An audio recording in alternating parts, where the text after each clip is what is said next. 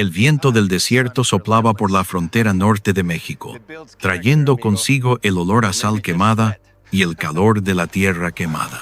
Allí había una pequeña casa de ladrillos de barro, con un techo de chapa ondulada oxidada, que cada mediodía resonaba con un crujido como de aceite hirviendo en una sartén. Detrás de la casa, un viejo pozo se alzaba solitario en el patio de tierra agrietada. Cada vez que se sacaba agua, la cuerda crujía y la cubeta oxidada gemía como un lamento. Miguel, el primo callado, recogía cada cubeta de agua turbia con sus manos callosas. Junto a él, Tomás, su primo, seguía riendo, con una risa extrañamente inocente, en medio de la pobreza y el calor sofocante. Un día, este pozo cantará a Miguel. Miguel no levantó la vista. Su voz era baja y seca como la tierra. ¿Qué puede cantar un pozo seco? Tomás rió. Canta con ilusiones. Rieron juntos. Una risa breve. Luego silencio. El silencio de dos personas acostumbradas al sufrimiento. Miguel nació para aceptar. Trabajaba como si fuera la única forma de sobrevivir. Sus manos eran ásperas, sus hombros rígidos, su mirada profunda. Hablaba poco. Creía que con suficiente comida y suficiente refugio era suficiente. Tomás era diferente. En su mente, la vida era un sueño esperando a ser realizado. Miraba el destartalado gallinero e imaginaba una granja. Miraba el camino de tierra e imaginaba una tienda de comestibles con un letrero luminoso. Tomás creía que los pobres no morían de hambre, sino de dejar de soñar. Miguel creía que soñar era un lujo solo para quienes tenían el estómago lleno. Crecieron así. Uno callaba, el otro reía. Uno miraba al suelo, el otro al cielo.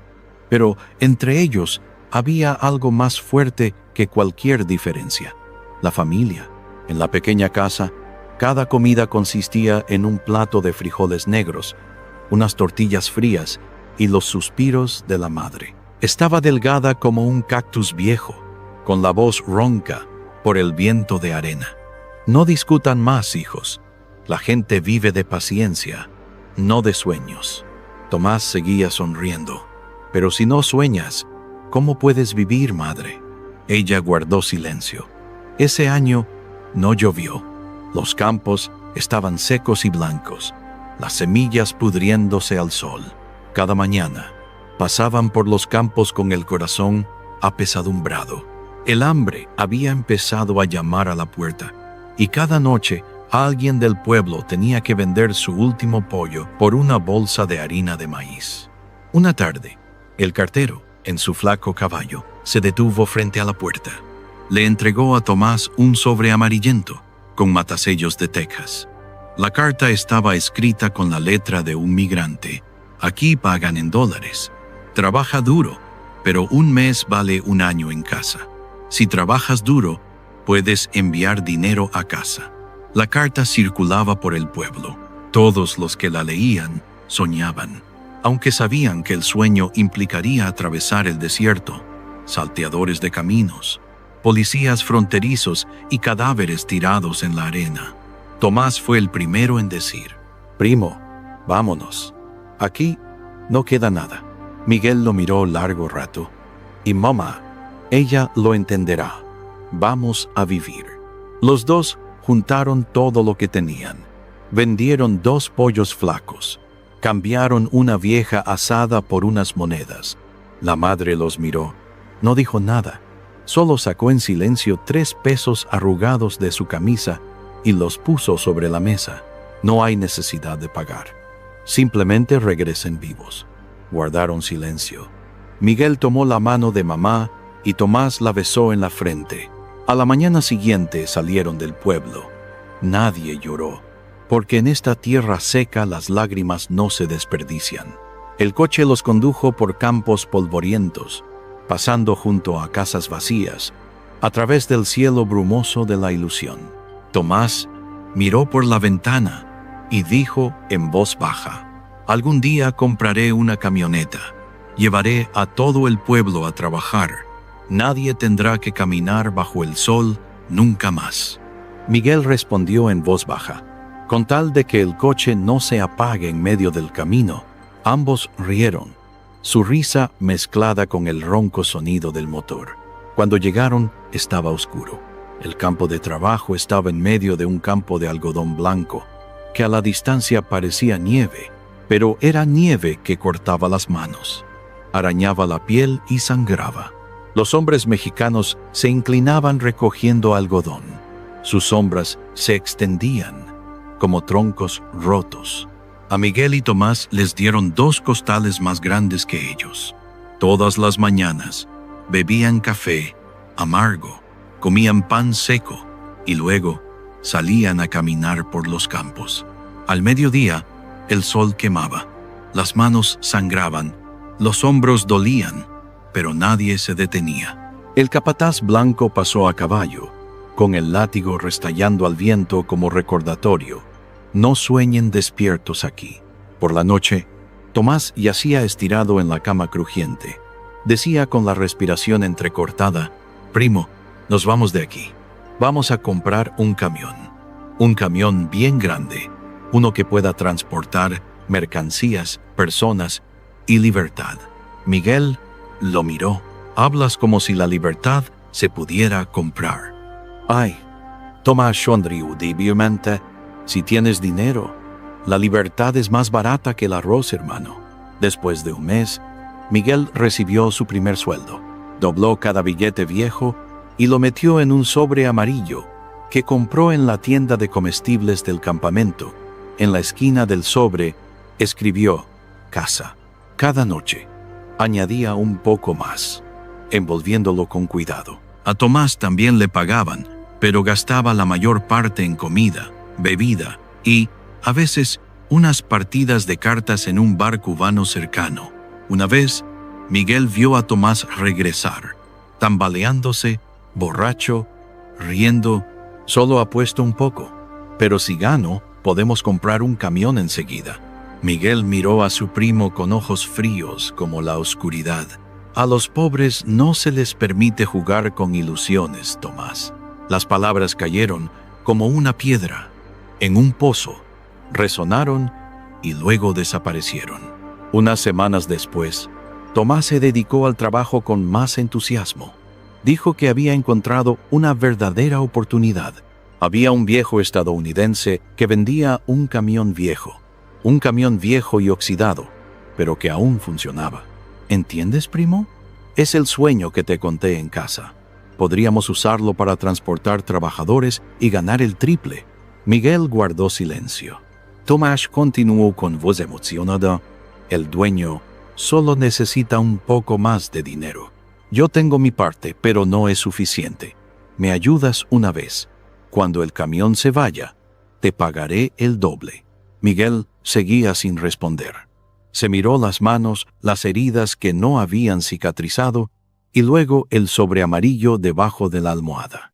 Esa noche, el campamento quedó en silencio. Se sentó junto a la ventana, escuchando el silbido del viento a través del techo de hojalata, observando la tenue luz de la luna reflejada en el sobre. «Si tengo razón», pensó, «entonces toda la familia podrá vivir de nuevo. Si me equivoco, esta confianza morirá». Entonces se levantó y dejó el sobre en la silla de Tomás, con la delicadeza de quien reza una oración. A la mañana siguiente, Miguel despertó y miró a su alrededor. La cama a su lado estaba vacía. El sobre había desaparecido. En la mesa, solo había un pequeño trozo de papel. «Gracias. No te defraudaré». Miguel releyó esa frase una y otra vez, pero no entendía por qué sentía el vacío en el corazón. Afuera, el viento levantaba polvo y la bocina de un camión sonó a lo lejos. Tomás se había ido, llevándose consigo el sueño de su primo y su confianza. Bienvenidos a Historias de Coraje, donde cada historia toca el alma.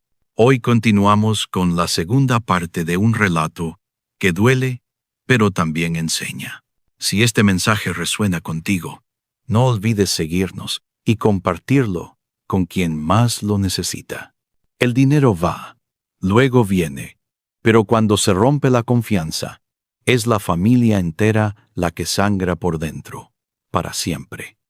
Por la noche, Miguel se sentó en la oscuridad, escuchando el repiqueteo de la lluvia sobre el techo de lámina. Por primera vez en años, llovió en Texas. Pero Miguel no sonrió. Ya sabes, la lluvia solo apacigua el polvo, pero no puede lavar las heridas del corazón. No hay deudas en el dinero, sino en el silencio. Y es ese silencio el que da origen a la tragedia. La tarde texana estaba cargada de sol. El camino de tierra que conducía al pueblo se retorcía como una cuerda medio quemada. Miguel estaba apoyado en el marco de la puerta del barracón, con las manos aún oliendo a algodón y sudor, cuando vio regresar a Tomás. Caminaba deprisa, con los ojos brillantes como alguien que acaba de tocar el mañana. Llevaba la camisa desabrochada, un poco de barro rojo, y sus zapatos con suelas sueltas resonaban en el suelo de madera. Soltó un largo suspiro y dijo: «La encontré, primo». La camioneta. Miguel no respondió. Acercó una silla destartalada, se sentó y escuchó el suave crujido del poste de madera. Su silencio era como agua estancada. Tomás seguía apurado. Es más grande de lo que pensaba. El motor aún funciona. El dueño es un anciano estadounidense. Su esposa está enferma, así que la vende urgentemente.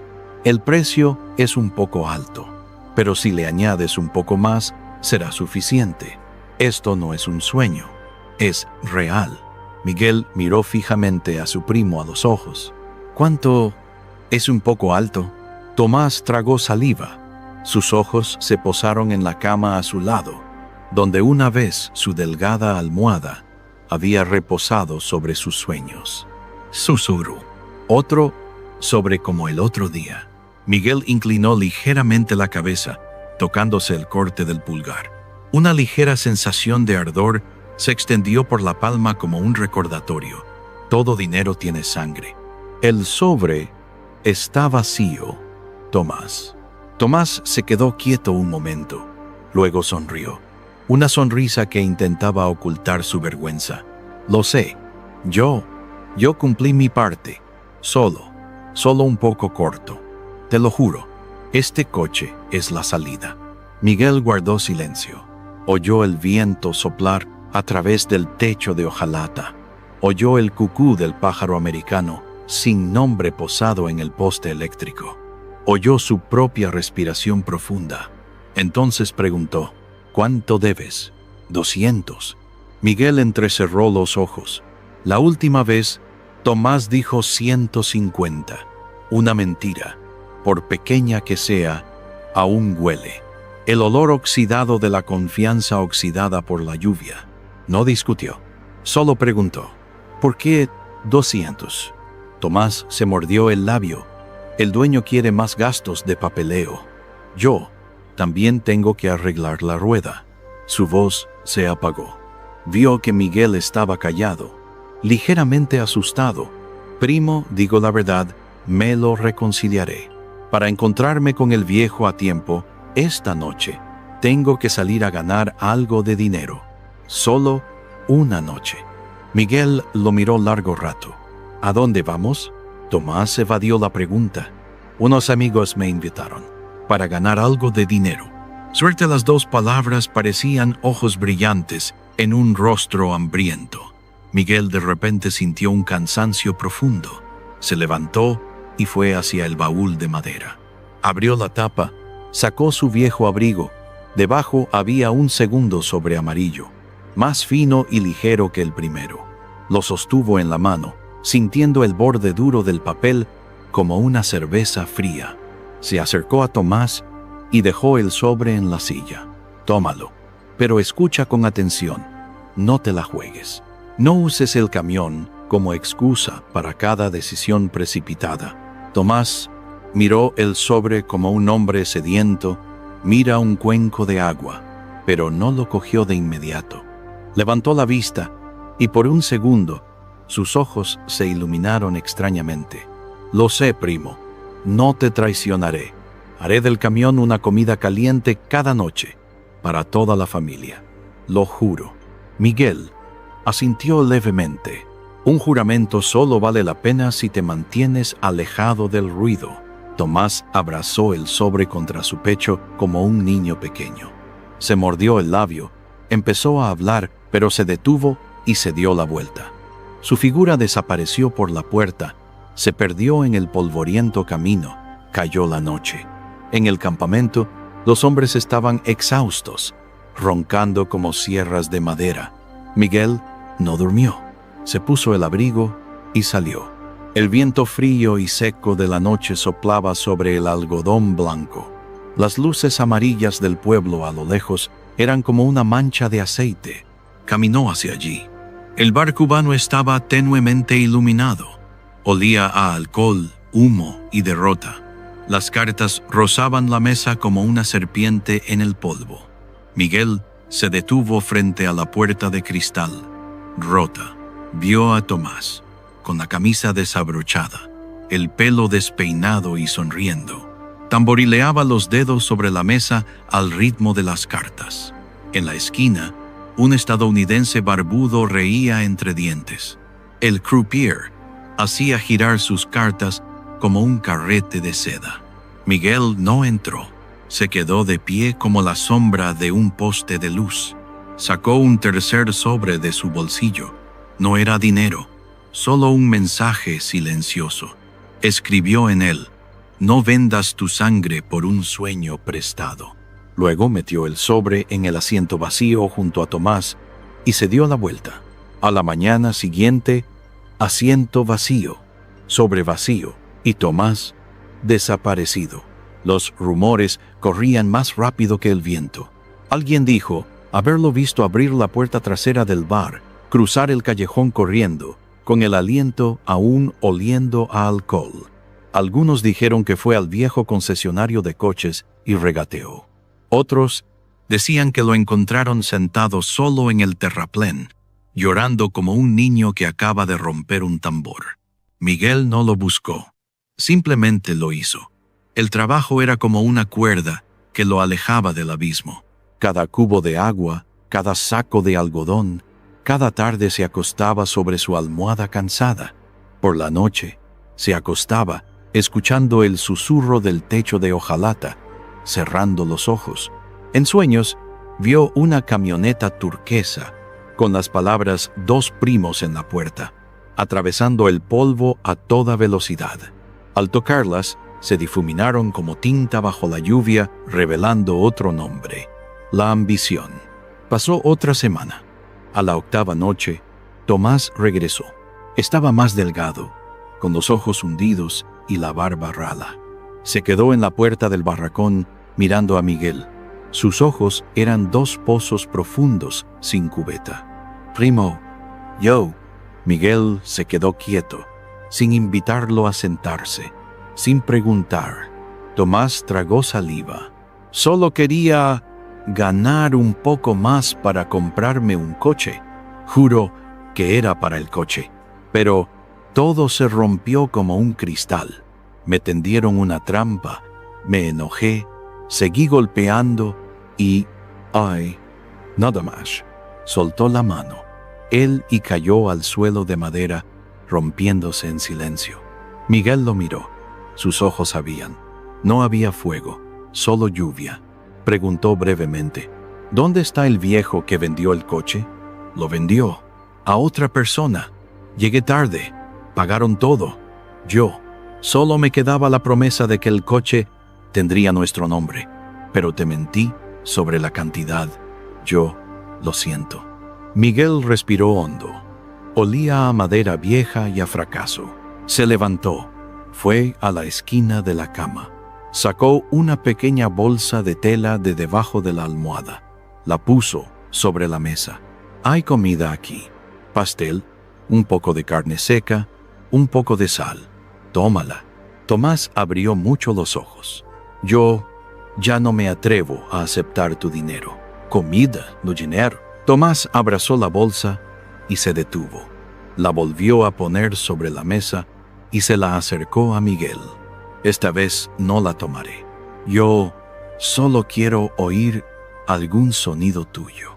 No el sonido de la plata, sino el sonido del perdón. Si lo tienes.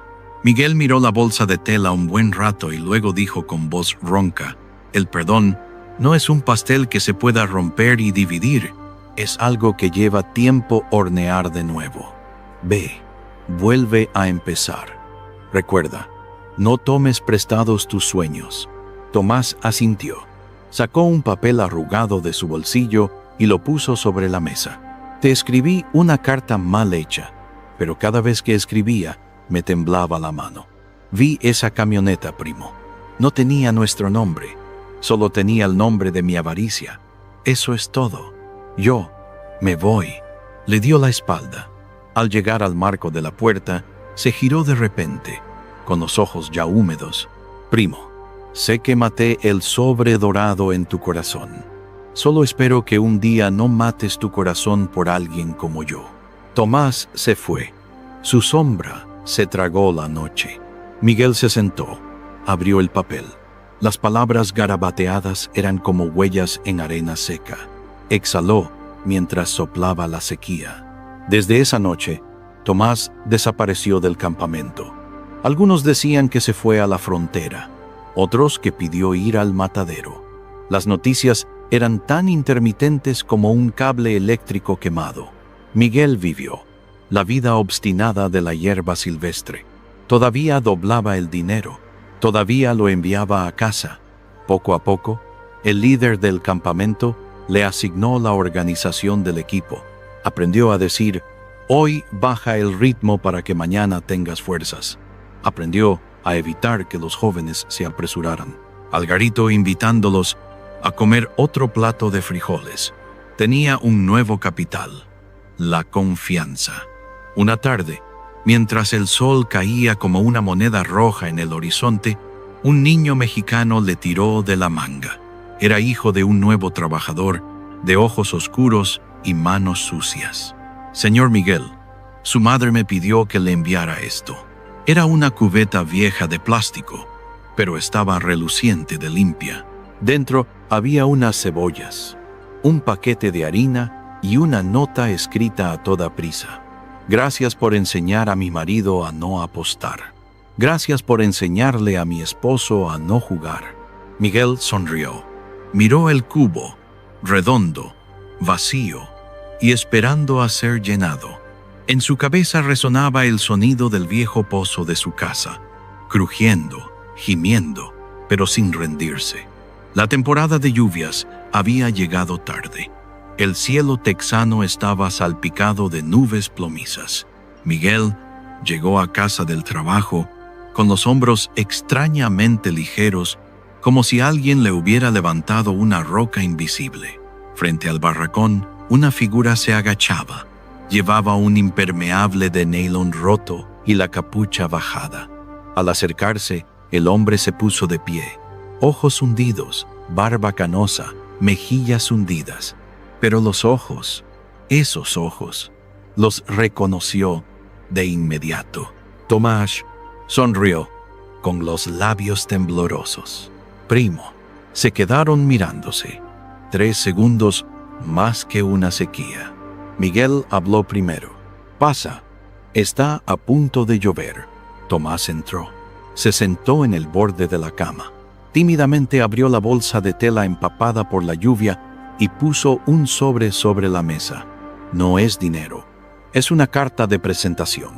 Yo encontré trabajo como camionero de piedras. El jefe dijo que necesitaba a alguien que conociera el camino y pudiera soportar las dificultades. Yo quiero pedirte, si es posible, que me enseñes a volver a enderezarme. Lo que más temo es la mirada ajena. Miguel sacó una silla y se sentó frente a él. Le sirvió un vaso de agua tibia. La mirada ajena no salva a nadie. Te salvas tú mismo al no tocar las tarjetas, al no tocar las prestadas. Si eso es lo que pediste, Entonces la respuesta es: ven conmigo a la playa mañana, lleva una bolsa y vuelve a empezar. Tomás abrazó el vaso de agua. Las lágrimas caían por el borde, derritiéndose como sal. No acepto más dinero, primo. Yo solo necesito una mirada que no sea despectiva, un poco de silencio.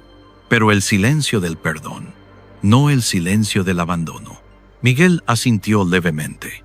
El perdón empezó la noche que puse ese papel sobre la mesa. El resto es cuestión de tiempo y de manos. Tomás agachó la cabeza, llorando, pero esta vez era el llanto de alguien a punto de levantarse. La semana siguiente, Tomás se entregó al trabajo como si se hubiera olvidado de respirar. Sus manos, antes suaves por la ilusión, ahora estaban ampolladas por la honestidad. Evitaba los barrotes como fantasmas. Cuando se cansaba demasiado, se detenía sin hacer promesas para el futuro. Esa era la nueva lección. Una tarde, mientras descansaban junto a la cerca, Miguel abrió su mochila y sacó un cubo nuevo, azul, de paredes gruesas y boca brillante. Tomás se sorprendió. ¿Qué clase de cubo es ese? Miguel empujó el cubo hacia el hijo del nuevo trabajador, el que le había traído el viejo la semana anterior. Frunció los labios y levantó la vista. Miguel habló lentamente, como si le hablara a su propia infancia en el pozo seco. A la familia se le ayuda con lo que puedas regalar. Con la familia, ayuda con lo que puedas dar gratis. El dinero prestado rompe lazos de sangre. Quédate con este cubo. No dejes que esté vacío por un sueño prestado. El niño abrazó el cubo, con los ojos brillantes como si hubiera llovido en ellos. Salió corriendo. El sol de la tarde era oblicuos, silenciosos. Tomás miró a Miguel con la boca torcida por la emoción. Primo, yo te agradezco que no me hayas dado más dinero. Miguel lentamente. Me quedé con el dinero para no volver a perderte. Tomás rió entre lágrimas. Yo también conservé el sueño para no volver a perderme. Al final de la temporada recibieron su sueldo. Miguel, como siempre, dobló cada billete y envió una parte a casa. Tomás tomó el sobre. Se quedó un buen rato frente al supermercado, donde había barajas nuevas en el mostrador. Miró, se dio la vuelta, salió, tomó el sobre y fue a la oficina de correos. Envió la mitad a la madre de Miguel, la mujer delgada como un cactus que una vez puso 3 pesos sobre la mesa sin pedirlos. Debajo del comprobante postal, Tomás escribió: para el techo de lámina nuevo. Esa noche, regresó al barracón, sacó otro sobre del bolsillo y se lo dio a Miguel. Escribiré más para ti. No es una disculpa, es un recordatorio. Nunca dejes que un sobre amarillo se convierta en una soga al cuello. Si tienes que ayudar a alguien, ayúdalo con un pastel, un cubo o indicaciones. Y si te pide prestado sus sueños, que aprenda a sacar agua él mismo. Miguel tomó el sobre, sintió que su mano dejaba de temblar. Afuera, el viento había arreciado. Las nubes eran negras como sartenes de hierro fundido. Entonces, la lluvia cayó a cántaros. Se quedaron en el porche. La lluvia repiqueteaba sobre el techo recién recubierto de paja, dinero del sudor y del silencio que había sido perdonado. Tomás dijo, con la voz ahogada por la lluvia: primo, si un día me siento débil, no me des dinero, solo dame el cubo. Miguel rió. Sí, el cubo, para recordarme que lo saqué yo mismo. Se quedaron en silencio, escuchando cómo la lluvia se llevaba el polvo, la sequía de sus corazones. Unos años después, a las afueras del pueblo, una camioneta blanca aparcaba cada mañana. La puerta no decía Dos Primos ni La Ambición. En la puerta pintada a mano, garabateadas con precisión, estaban las palabras agua y trabajo. Tomás conducía. Miguel se sentaba a su lado. Transportaban trabajadores al campo, mercancías al mercado, tanto risas como cansancio. En los escalones de la camioneta siempre había varias cubetas de plástico limpias, listas para quien las necesitara. Nadie llevaba la contabilidad. La gente le preguntaba a Miguel por qué no prestaba dinero como otros patrones. Él simplemente sonreía, porque los préstamos desintegran familias. En cuanto a las cubetas, enseñan a la gente a sacar agua. Una noche, en la radio, alguien contó la historia de dos primos en la región fronteriza, de sobres rotos llenos de oro, de un camión que no llevaba el nombre de la avaricia y de la lección final: ayudar a una familia con algo que se puede dar no es tan bueno como una deuda que deja una herida en la sangre. El dinero va, luego viene, luego se va. Pero una vez que se rompe la confianza, toda la familia cojea de por vida. Y cuando el programa termina, el viento nocturno sopla sobre el tejado de alguien. El viejo pozo cruje en la distancia, pero esta vez, en lugar de gemir, canta suavemente una canción de paciencia. El río, con sus aguas turbulentas, parecía ser la única frontera entre Kabir y lo que no tenía. Kabir era pobre, tan pobre se decía, que hasta el viento que soplaba en su bolsillo se volvía avergonzado. Vivía con la burla constante de su pequeño pueblo. ¿Cómo se atreve un niño pobre a pensar en construir una casa tan grande? Pero había algo que nadie veía: el sueño en el corazón de Kabir. No soñaba con tener suficiente para comer. Soñaba con encender una lámpara lo suficientemente brillante como para que todo el pueblo no tuviera que vivir en la oscuridad de la ignorancia. Cada vez que hablaba de su sueño, las burlas eran como picos que intentaban cavar una tumba para enterrar su creencia. Pero en lo profundo de sus ojos, una pequeña y tenaz llama aún ardía. Nadie podía apagarla. Una tarde, Kabir se sentó junto al río. Suspiró. Tienen razón. No tengo nada. Guruji, el sabio maestro, con el cabello blanco como las nubes, se acercó. ¿Por qué estás tan triste, Kabir? Dicen que no puedes hacer nada grande. Te dicen que te olvides de la luz y busques carbón. Guruji sonrió, sacando un pequeño espejo desgastado de su bolsillo. Mírate en este espejo. ¿Qué ves? Me veo. A mí mismo. ¿Ves el polvo de la duda que cubre el espejo? Kabir asintió. Ahora, límpialo y mira más a fondo. ¿Ves la chispa roja escondida tras el polvo? Kabir lo limpió con fuerza. La luz se apagó. Guruji dijo: esa llama es la fe. No desaparece, pero requiere disciplina para limpiarse a diario. Consérvala. Si proteges esa llama, iluminará tu camino, incluso en la noche más oscura. Kabir sujetó el espejo con fuerza. Supo que, a partir de ese momento, su batalla no era contra el hambre, sino contra la suciedad de su propio espejo. Kabir se convirtió en el chico incansable. Estudiaba durante el día, trabajaba en la tetería por la tarde. Por la noche, se sentaba a la luz de una lámpara de aceite, leyendo viejos libros de ingeniería. Después de 2 años, había ahorrado algo de dinero. Lo usó todo para comprar una grapadora usada, con la esperanza de abrir un taller de reparación.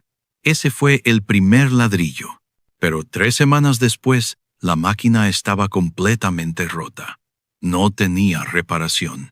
Kabir perdió todo su dinero. Se sentó en su destartalada choza, mirando la máquina inservible. El espejo cayó al suelo, cubierto de tierra y grasa. Tenían razón. Todo era una ilusión, gritó Kabir. Tiró el espejo furioso. Pero entonces apareció la imagen de Guruji. Kabir se arrastró para encontrarlo, con las manos cortadas por las astillas. Lo recogió. No reflejaba nada más que la grisácea suciedad. Kabir no lloró. Tomó el dobladillo de su camisa e incluso usó su saliva y limpió el espejo con desesperada persistencia. Poco a poco, hasta que la pequeña llama reapareció. Susurró: «Esta llama sigue ahí. Yo sigo ahí». Kabir empezó de nuevo. Nada de máquinas. Reparaba con las manos y con meticulosidad. No solo reparaba cosas, reparaba la fe de otras personas decepcionadas. Abrió un pequeño taller de reparaciones. Luego, un puesto más grande. La gente ya no lo llamaba el niño de los bolsillos vacíos, sino el ingeniero Kabir. Cada centavo ganado se ahorraba, no por tacañería, sino por disciplina para construir sueños. Un día, mientras inauguraba un centro de formación técnica y vocacional para los jóvenes pobres del pueblo, Kabir miró el viejo espejo, desgastado por tanta limpieza. En él ya no se reflejaba el niño asustado, sino el hombre que había encendido la luz para otros. Muchos años después, Guruji visitó a Kabir. No miró las nuevas máquinas, sino a los jóvenes que aprendían su oficio con intensidad, con una chispa de esperanza en los ojos. ¿Lo ves, Kabir?, sonrió Guruji. El mundo quiere que pienses en pequeño, pero has elegido limpiar tu visión en lugar de aceptar la suciedad. La gente suele ser rica en cosas materiales, pero pobre en visión. Kabir no hizo una reverencia. Abrazó a su maestro, conteniendo las lágrimas. «Todavía tengo ese espejo, maestro. Ya no es un reflejo, sino mi mapa». Guruji miró a su alrededor. «Y ahora, has usado tu luz para encender otros fuegos. Esta es una riqueza inamovible. El mundo puede reírse de tus sueños, pero solo cuando te atrevas a creer, arderá el fuego que llevas dentro. La verdadera riqueza no se mide por lo que llevas en el bolsillo, sino por la visión que albergas en tu corazón». Kabir estaba de pie junto a la ventana del centro. No sostenía un espejo. El viejo espejo, con un marco formal, colgaba a la entrada del centro de formación profesional. Reflejaba la luz de docenas de bombillas que los estudiantes pobres habían reparado e instalado ellos mismos. Tras su encuentro con Guruji, Kabir no se detuvo. El centro de formación técnica y profesional tuvo éxito, pero su visión no se limitaba a reparar equipos. Su sueño de encender la lámpara era más grande que eso. Una noche, mientras calculaba sus ahorros, Kabir desmontó el viejo espejo. Ya no era un espejo para sí mismo, sino un mapa mental. ¿A cuántas personas puede iluminar esta llama?, se preguntó. El pueblo de Kabir aún sufría cortes de electricidad crónicos. El viejo generador se estropeaba con frecuencia. Los niños estudiaban a la luz parpadeante de las lámparas de queroseno, con los ojos cubiertos por la mugre del cansancio, igual que el espejo de Kabir. Kabir decidió invertir todas las ganancias de sus 3 tiendas y del centro en un proyecto descabellado: comprar un nuevo generador e instalar una red de alumbrado público fiable en la zona más pobre del pueblo. Cuando presentó su idea, los aldeanos volvieron a reír. «¡Qué locura! Vas a perder todo tu dinero otra vez». Esta vez, las risas no asustaron a Kabir. Respondió con calma: «Antes, temía tener los bolsillos vacíos. Ahora temo tener corazones vacíos. Haré esto por los niños que no pueden ver sus libros con claridad».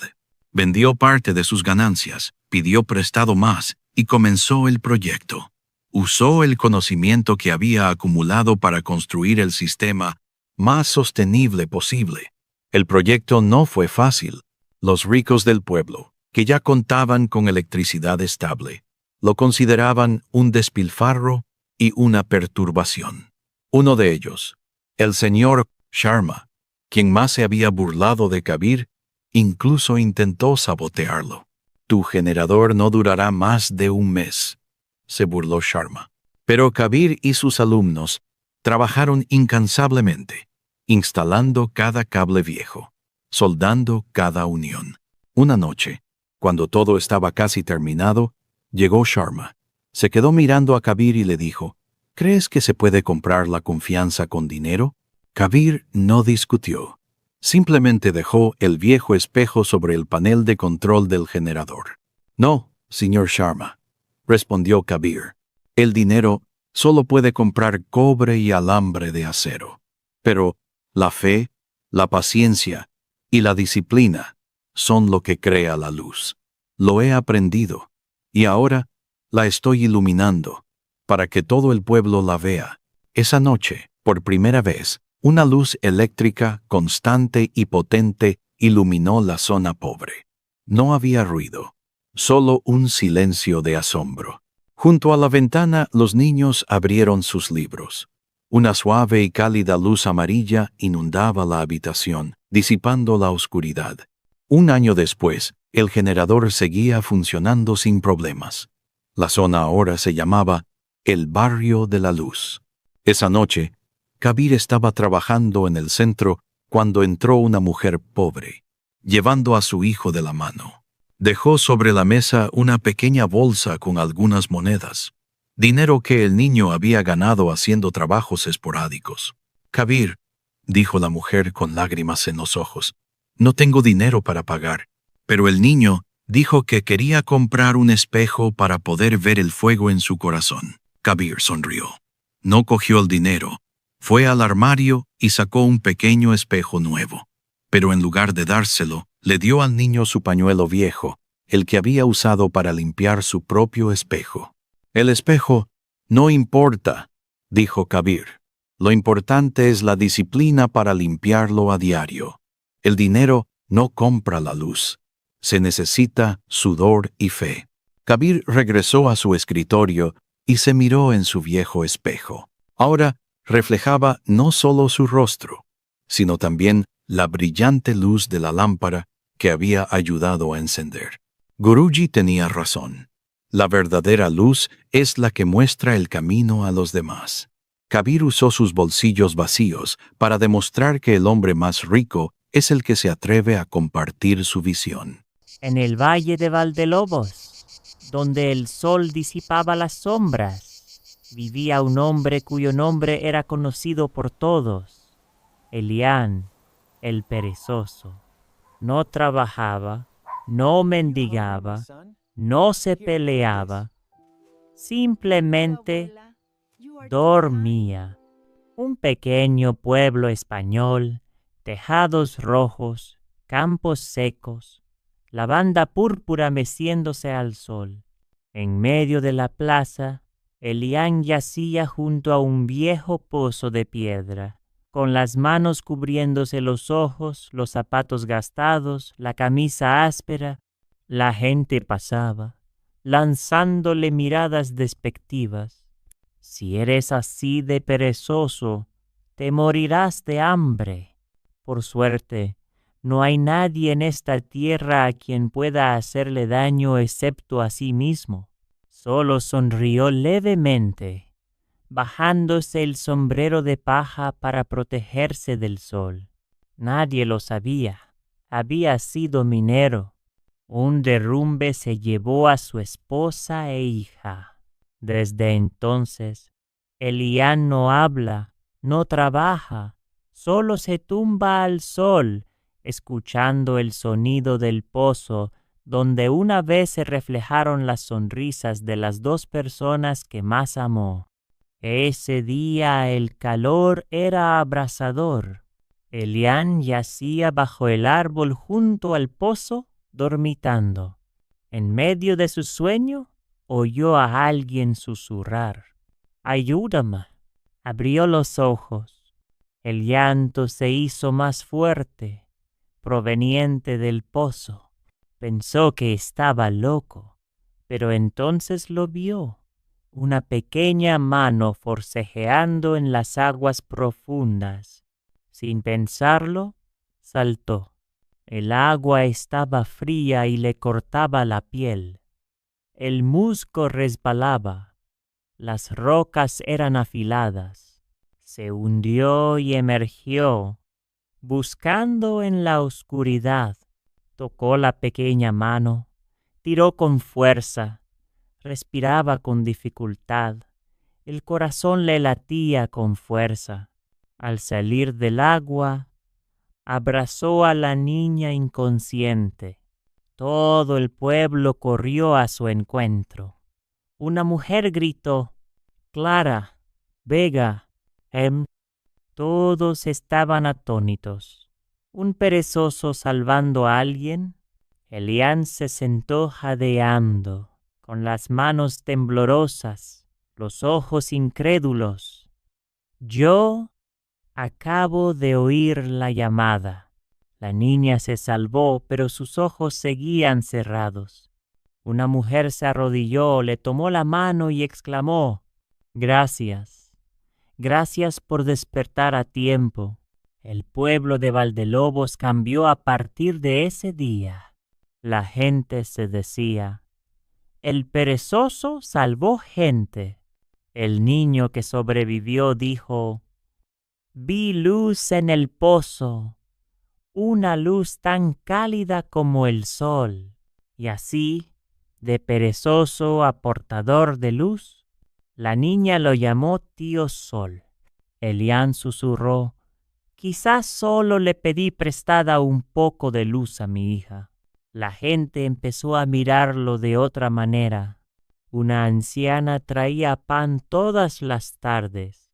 Los niños dejaron de patearle los zapatos cuando iban a la escuela. Un hombre cerca del pozo dijo: «Si la gente perezosa puede hacer el bien, entonces todavía tengo esperanza». Elián se sentó junto al pozo. La luz de la tarde brillaba sobre el agua, reflejando la sonrisa de Clara. Ella le puso un ramo de lavanda en la rodilla. «Lo planté para ti, para que no te duermas más». Él rió con dulzura: «Te lo prometo, pero solo si no lloras más». Una semana después, Elián enfermó. Tenía fiebre alta y tosía sangre. La gente se turnaba para traerle sopa, pan y medicinas. Clara venía todos los días a contarle historias de la escuela. «¿Sabes que hoy me felicitaron?» «¿En serio?», rió con voz ronca. «A mí también me felicitaron». «¿Quién te felicitó?» «El cielo me dio lluvia». En ese momento empezó a llover de verdad. Las primeras gotas cayeron sobre el viejo tejado, sobre el pozo, sobre su rostro. Levantó la vista sonriendo, una sonrisa que nadie le había visto jamás. Elián se recuperó de aquella lluvia. Empezó a madrugar, a limpiar el cementerio, a ayudar a plantar verduras, a reparar el techo de la casa de los ancianos. Nadie le preguntaba, pero aún así lo hacía. Cuando alguien le preguntaba: «¿Por qué trabajas tanto ahora?», él simplemente respondía: «Sigo teniendo pereza. Es que ahora me da pereza dormir». Una noche fue al pozo y vio el reflejo de Isabela, su esposa, en el agua. Ella sonrió, tan ligera como un suspiro. «Estoy orgullosa de ti». El agua onduló, derramó lágrimas, pero su corazón estaba en paz. Un año después, el pozo fue reparado. Los aldeanos erigieron una pequeña placa con la inscripción: «El pozo del corazón». La pequeña Clara trajo un ramo de lavanda y lo depositó en el pozo. Elián ya no estaba. Lo encontraron al mediodía bajo el árbol familiar, con los ojos cerrados y una sonrisa en los labios. En su pecho había una breve carta garabateada: «Ya no soy perezoso, solo duermo para soñar sueños más hermosos». Todo el pueblo guardó silencio. Clara miró hacia el pozo y dijo en voz baja: «No está muerto, simplemente despertó en otro lugar». El sol brillaba en el pozo, la luz era profunda. El agua brillaba como un espejo. En ella se reflejaba una silueta, un hombre con sombrero de paja, tumbado plácidamente al sol, con una leve sonrisa en los labios. Te llaman perezoso, pero en el momento más importante eres el único que despertó. Y a veces, eso es todo lo que se necesita para cambiar un pueblo. Hay voces que nunca hablan, y hay personas que pasan toda su vida aprendiendo a decir una sola palabra: no. En un pueblo costero, donde las olas rompen en la orilla con la firmeza del tiempo, hay un niño que crece bajo la inmensa sombra de la expectativa y el miedo. Su nombre es Marco.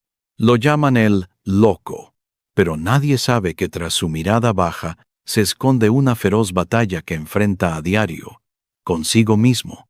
Esta es la historia de un hombre tímido, un hombre que lo perdió todo porque no podía hablar. Pero también es la historia de un viaje, donde un hombre mudo aprende a hablar, no con la boca, sino con el corazón. Y en tan solo 3 días, ya no es el loco. Érase una vez en un bullicioso pueblo costero, un rico comerciante de sal. Tenía 2 hijos. Luis, un niño inteligente y complaciente con los clientes, y Marco, el mayor. Marco era diferente. Era terriblemente tímido. Hablar con desconocidos era un reto terrible. Le sudaban las palmas de las manos. Dijeran lo que dijeran, asentía. Quienquiera que lo intimidara, permanecía en silencio.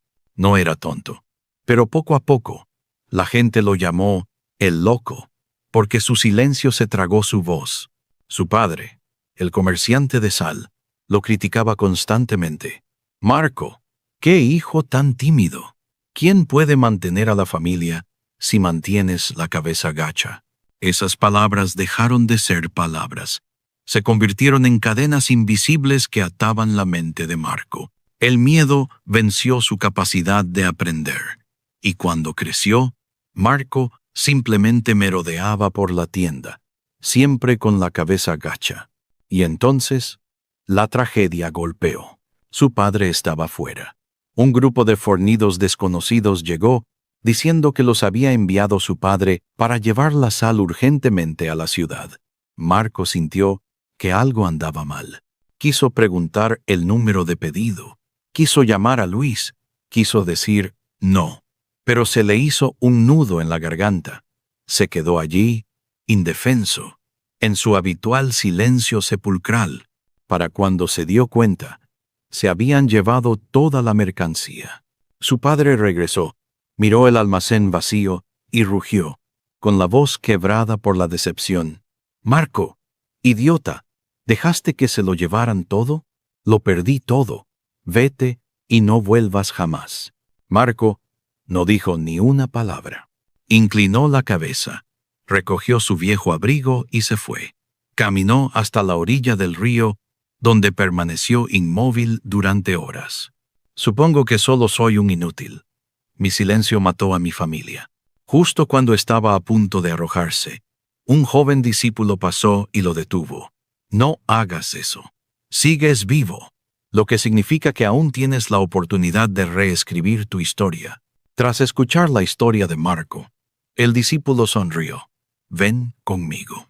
Mi maestro puede mostrarte el camino para recuperar tu voz». Se adentraron en el bosque, en una pequeña ermita. Allí, un anciano santo meditaba. Marco rompió a llorar. «Por favor, sálvame. Tengo miedo de mi propia voz». El santo abrió los ojos y dijo con dulzura: «Te ayudaré. Pero solo si haces 3 cosas, 3 desafíos, en los próximos 3 días. Cada día es un paso hacia la victoria sobre tu miedo». Día 1. Enfrentar el mundo. Misión: hablar con 10 desconocidos. No solo hablar, sino contarles la historia de cómo quería cambiar. Marco estaba asustado. Temblaba al regresar al pueblo. Por primera vez se paró frente a un verdulero, intentando hablar. Tenía la garganta seca y el corazón le latía con fuerza. El vendedor le espetó: «¿Qué quieres? No me hagas perder el tiempo». Marco huyó. Se escondió tras un callejón, sollozando. No podía hacerlo. Pero entonces recordó: su silencio había matado a su familia. Se dio la vuelta. Respiró hondo.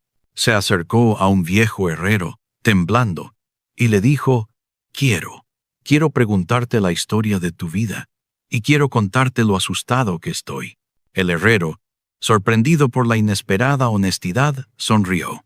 Le contó sus fracasos y sus sueños. El niño escuchó. Esa tarde, el niño regresó a la ermita, cubierto de polvo, pero sintiendo por primera vez en su corazón que su soledad se había roto. Había hablado con 10 personas. Había escuchado 10 vidas diferentes. El santo. ¿Ves? El mundo no da miedo. Solo tu silencio da miedo. Día 2. Ponte de pie y comparte. Misión: enseñar a 10 niños la importancia de la sal y el agua. Marco tembló. No tengo educación, solo sé de sal. ¿Cómo puedo enseñar? El santo: no saben que soy ignorante. Solo necesitas compartir lo que sabes. La verdad más simple requiere valentía para decirla. Marco se paró frente a los niños. Tembló y dijo: «Sal, la sal evita que la comida se eche a perder. Así como la fe nos protege a nosotros». Las palabras fueron incómodas, pero salieron del corazón. Un niño hizo una pregunta difícil sobre química. Marco se sintió avergonzado y se sonrojó. Pero esta vez no se quedó callado. Dijo: «No lo sé, pero te prometo que lo averiguaré mañana». Regresó a la ermita, leyó libros y estudió. Al día siguiente, regresó, se paró frente a los niños y respondió a esa pregunta con su nuevo conocimiento. Se puso de pie, habló, fue desafiado, y no huyó. El santo. ¿Ves? El coraje no es innato. Surge cuando te atreves a empezar y a admitir tus defectos. Día 3. Enfrenta las consecuencias. Misión: ve a ver a tu padre. No solo discúlpate, sino pregúntale: ¿qué quieres que haga para recuperar lo perdido? Marco se quedó atónito. No, me odia. No puedo soportar esa mirada de decepción. El santo: si te niegas, quedarás atado para siempre a tus fracasos pasados. Solo cuando te atrevas a enfrentar a la persona que te hizo daño, serás verdaderamente libre. Marco se alejó. Tenía las manos empapadas de sudor. Se paró frente a su padre. No era el niño cabizbajo, sino un hombre cansado, con una mirada decidida. Lo siento, padre. Sé que me equivoqué.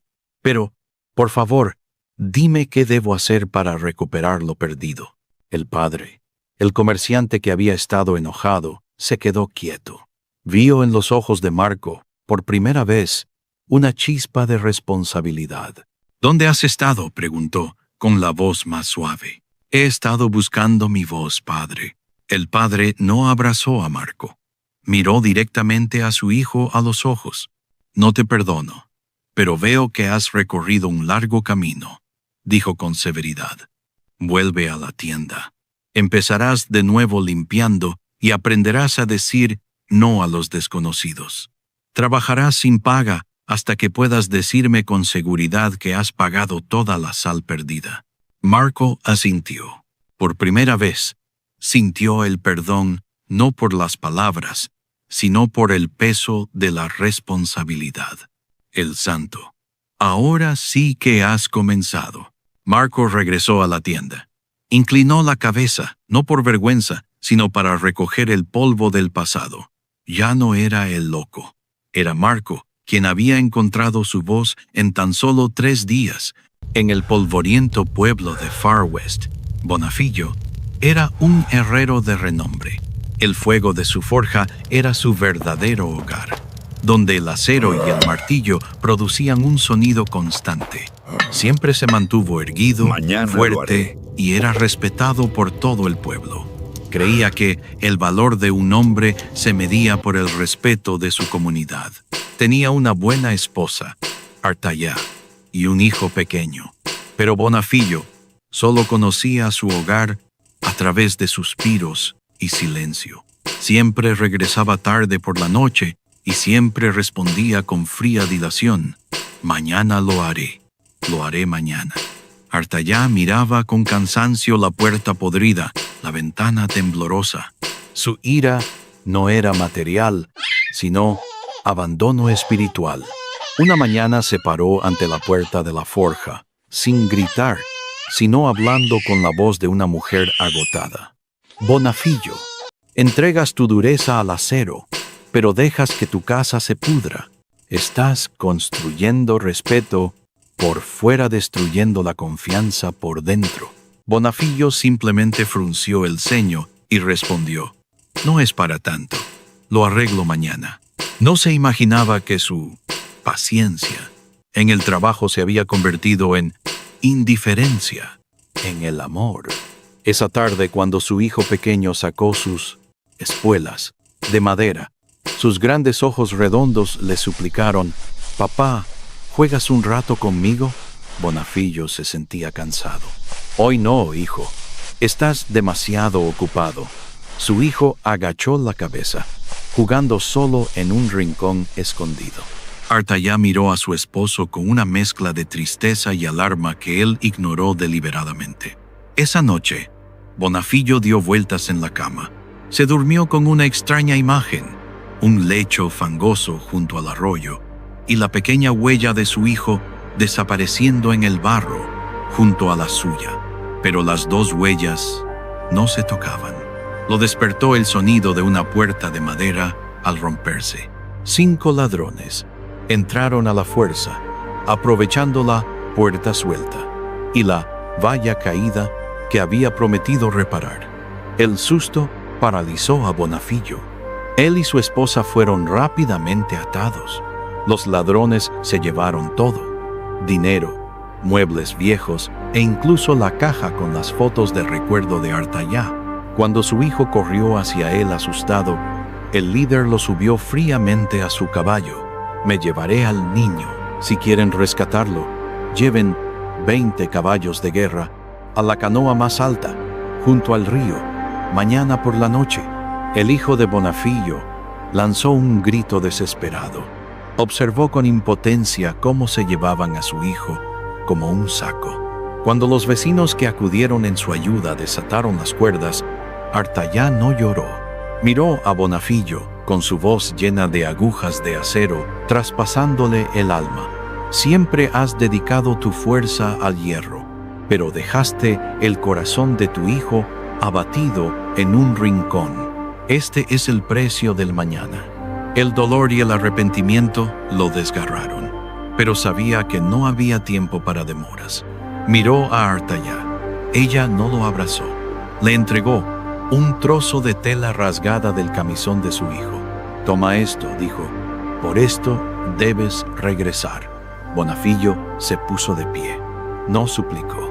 Ordenó con voz de herrero: «Vecinos, no prometo nada para mañana. Necesito ayuda hoy». 5 hombres valientes lo acompañaron. Bonafillo recordó su sueño: huellas en el lodo. Llegaron al arroyo. Bajo la tenue luz de la luna, el propio Bonafillo reconoció las tenues huellas que los llevaron a adentrarse en la oscuridad. Por primera vez se concentró en salvar algo de su familia, no la barra de hierro. El equipo de rescate encontró la guarida de los bandidos. Bonafillo ideó un plan astuto y sin derramamiento de sangre. Empezaron a aullar como lobos y sabuesos a ambos lados de la canoa. El aullido, combinado con la inquietud de los caballos, asustó a los bandidos. Corrieron a investigar. Bonafillo y sus compañeros esperaron a que los bandidos borrachos se durmieran. Luego entraron en silencio, como sombras. Bonafillo encontró a su hijo atado a un poste. «Aquí estoy, hijo», susurró, abrazándolo. Ese abrazo borró el sonido de los martillos, el retumbar de las forjas y la frialdad de meses de abandono. Noquearon a los ladrones, Los desarmaron y se llevaron 20 caballos, el botín de guerra. A la mañana siguiente, Bonafillo no regresó a casa. Fue directo a la cerca. La reparó él mismo, clavando cada clavo en la madera, no para taparse los ojos, sino para sanarlos. Luego reunió a los aldeanos.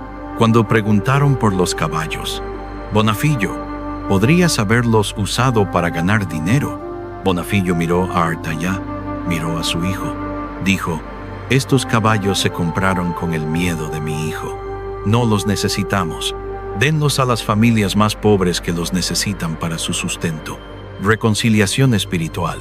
Esa tarde, Bonafillo cerró la forja temprano, se sentó en el suelo, sacó las viejas espuelas de madera y susurró, «Hoy, hijo mío, jugamos. Lo siento». Artayá lo miró. Su reproche se había desvanecido. Sonrió, no con los labios, sino con una mirada indulgente. Vio que Bonafillo no solo había reparado la cerca, sino que había restaurado la paciencia y el amor en su propio corazón. Bonafillo abrazó a su esposa e hijo. He aprendido a templar el hierro. Ahora aprenderás a templar la paciencia en el amor, Artayá. Desde entonces, Bonafillo siguió siendo el mejor herrero. Pero su fragua siempre cerraba temprano. Había aprendido que el verdadero fuego no es el que templa el acero, sino el cálido fuego del hogar. El herrero era más grande, porque había aprendido a templar su vida, no solo el metal. Su mayor legado no fueron las afiladas rejas de arado, sino el hogar siempre protegido, rodeado de un amor que nunca demora,